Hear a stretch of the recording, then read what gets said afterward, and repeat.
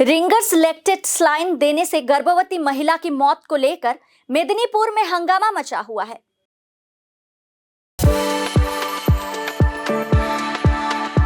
We are the dreamers, the achievers, and the leaders. Come, join us today.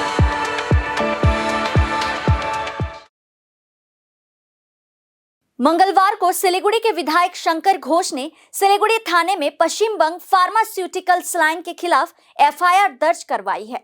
Medinipur ही नहीं बल्कि पिछले साल भी रिंगर लैक्टेट स्लाइन के कारण कई गर्भवती माताओं की मौत हो गई थी। इससे पहले भी इस स्लाइन को लेकर स्वास्थ्य विभाग को आगाह किया गया था, लेकिन राज्य भर के विभिन्न मेडिकल कॉलेजों और अस्पतालों में यह स्लाइन कैसे चल रही थी, इस पर सवाल उठने लगे हैं। इस स्लाइन कांड को लेकर राज्य की राजनीति में हलचल मची हुई है। मेदिनीपुर में प्रसूता की मौत की घटना के बाद पश्चिम बंग फार्मास्यूटिकल के स्लाइन को लेकर लोगों ने क्षोभ प्रकट किया है। इस घटना के विरोध में विधायक शंकर घोष ने आज सिलीगुड़ी थाने में एफआईआर दर्ज करवाई है। विधायक शंकर घोष ने कहा कि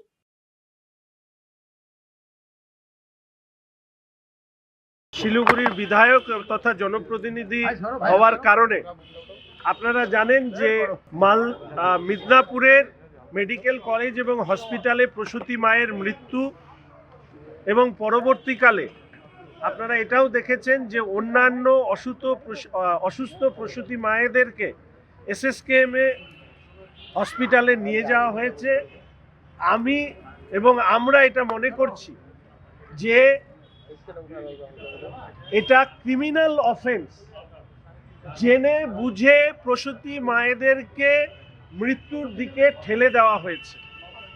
প্রথমত যে আরএল স্যালাইন নিয়ে এই অভিযোগ উঠেছে, কর্ণাটক সহ অন্যান্য রাজ্যে যখন এই স্যালাইনকে ব্ল্যাকলিস্টেড করা হয়েছে, এমনকি আমাদের এখানকার নর্থ বেঙ্গল মেডিকেল কলেজেও গত এপ্রিল মে মাসে এই স্যালাইনের কারণে ব্যবহারের কারণে মৃত্যু সংক্রান্ত অভিযোগ ওঠার পরে সেখানে এই নিয়ে স্বাস্থ্য অধিকর্তাদের সভা করা, পরবর্তীকালে আরএল স্যালাইন বন্ধ করা এবং অস্বাভাবিকভাবে সেই সময় যে মৃত্যু প্রসূতি মায়েদের হয়েছিল সেই বিষয় নিয়ে নর্থ বেঙ্গল মেডিকেল কলেজ থেকে পর্যন্ত স্বাস্থ্য দপ্তরকে সতর্ক বার্তা দেওয়া হয়েছিল।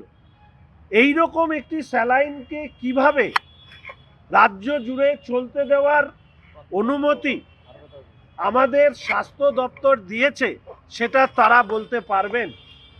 আমরা তাই আজকে এফআইআর করছি পশ্চিমবঙ্গ ফার্মাসিউটিক্যাল, তাদের বিরুদ্ধে। শুনেছি তাদের অফিস আমাদের এখানে বর্ধমান রোডে এবং সেই অফিস তালাবন্ধ, সেখানে লোকজন আর খুঁজে পাওয়া যাচ্ছে না। আমরা এই এফআইআরে উল্লেখ করেছি মিদনাপুর মেডিকেল কলেজ হসপিটালের যারা স্বাস্থ্যের সাথে যুক্ত তাদেরকে এই তদন্ত প্রক্রিয়ার মধ্যে নিয়ে আসা এবং সর্বোপরি আমাদের স্বাস্থ্যমন্ত্রী, স্বাস্থ্য দপ্তর তাদেরকেও এই তদন্তের মধ্যে নিয়ে আসার প্রয়োজনীয়তা আছে বলে আমরা তাদের প্রত্যেকের বিরুদ্ধে এখানে এফআইআর করতে এসেছি।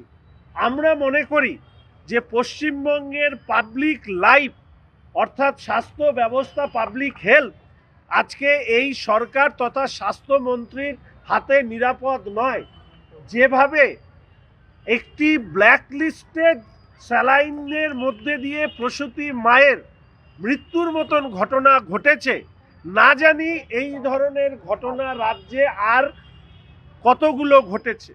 আমরা একই সাথে কথা বলছি যে নর্থ বেঙ্গল মেডিকেল কলেজে প্রসূতি মায়েদের যে মৃত্যু হয়েছে সেই মৃত্যুগুলোকে খতিয়ে দেখা হোক।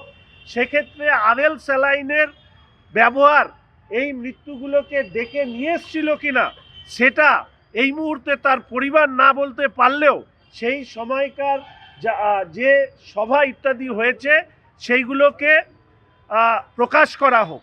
সাথে সাথে যারা মারা গেছেন তাদের ক্ষতিপূরণের ব্যবস্থা সরকারকে করতে হবে এবং আমরা এটাও দাবি করতে চাই যে যারা আরএল স্যালাইন ব্ল্যাকলিস্টেড হওয়ার পরেও চালাতে দিয়েছেন তাদেরকে অবিলম্বে গ্রেপ্তার করতে হবে এবং তার সাথে সাথে পশ্চিমবঙ্গ ফার্মাসিউটিক্যাল তারা জেনে বুঝে এই স্যালাইনকে সারা রাজ্য জুড়ে যেভাবে চালিয়েছেন এটা একটা ক্রিমিনাল অফেন্স ছাড়া আর কিছু নয়।